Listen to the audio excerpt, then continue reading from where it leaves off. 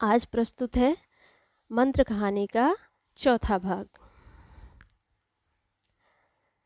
आज चैन की नींद सोऊंगा, बुढ़िया से ज़रा तंबाकू ले लें, एक चिलम और पीऊँगा।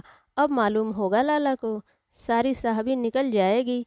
हमारा क्या बिगड़ा, लड़के के मर जाने से कुछ राज तो नहीं चला गया।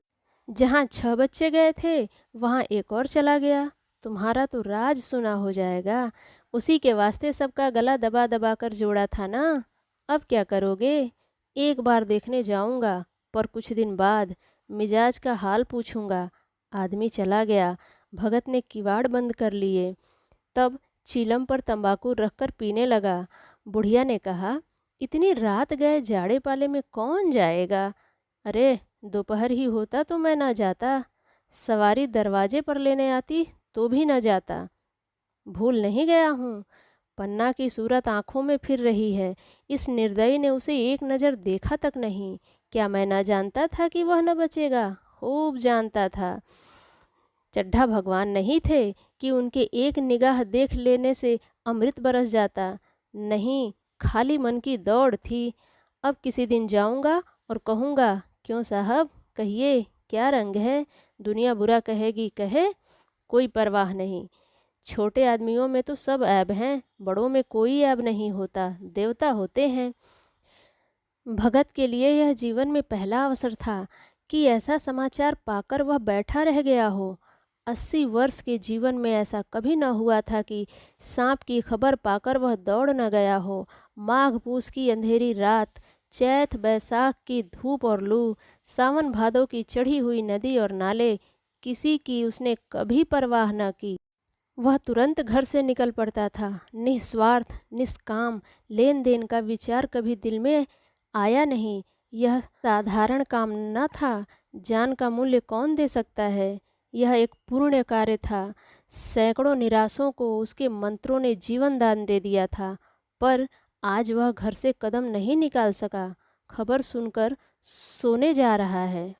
बुढ़िया ने कहा, तमाकू अंगीठी के पास रखी हुई है, उसके भी आज 2.5 पैसे हो गए, देती ही न थी। बुढ़िया यह कहकर लेटी। बूढ़े ने कुप्पी बुझाई, कुछ देर खड़ा रहा, फिर बैठ गया, अंत को लेट गया।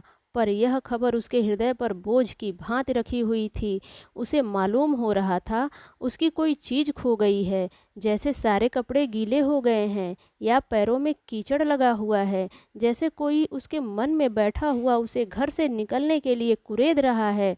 बुढ़िया जरा देर में खर्राटे लेने लगी। बूढ़े बातें करते करते सोते हैं और जरा सा खट होते ही जागते हैं। तब भगत उठा, अपनी लकड़ी उठा ली और धीरे से किवाड़ खोले। बुढ़िया ने पूछा, कहाँ जाते हो? नहीं नहीं, देखता था कि कितनी रात है। अभी बहुत रात है, सो जाओ। नींद नहीं आती। नींद काहे आवेगी? मन तो चड्ढा के घर पर लगा हुआ है। चड्ढा ने मेरे साथ कौन सी नेकी कर दी है जो वहाँ जाऊँ? वह आकर पैरों पड़े तो भी न जाऊँ। उठे तो तुम इसी इरादे से ही। नहीं री, ऐसा पागल नहीं हूँ जो मुझे कांटा बोए उसके लिए फूल बोता फिरूं। बुढ़िया फिर सो गई। भगत ने किवाड़ लगा दिए और फिर आकर बैठा। पर उसके मन की कुछ ऐसी दशा थी जो बाजे की आवाज़ कान में पड़ते ही उपदेश सुनने वाले की होती है। आंखें चाहे उपदेशक की ओर हो, पर कान बाजे की ओर होते हैं। दिल में भी बाजे की ध्वनि गूंजती रहती है।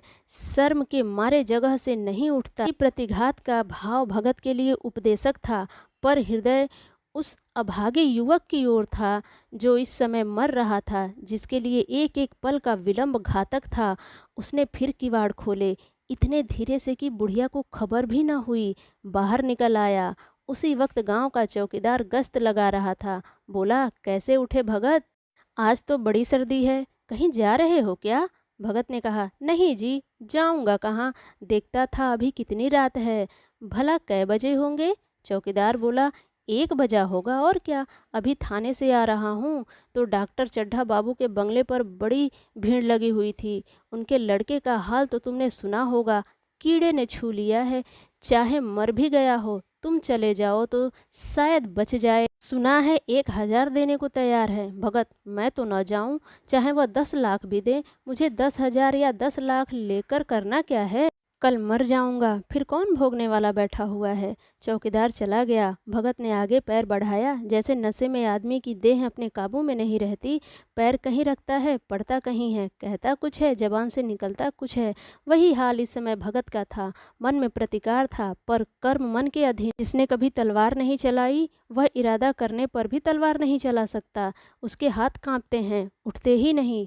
भगत लाठी खट खट करता लपका चला जाता था। चेतना रोकती थी, पर उपचेतना ठेलती।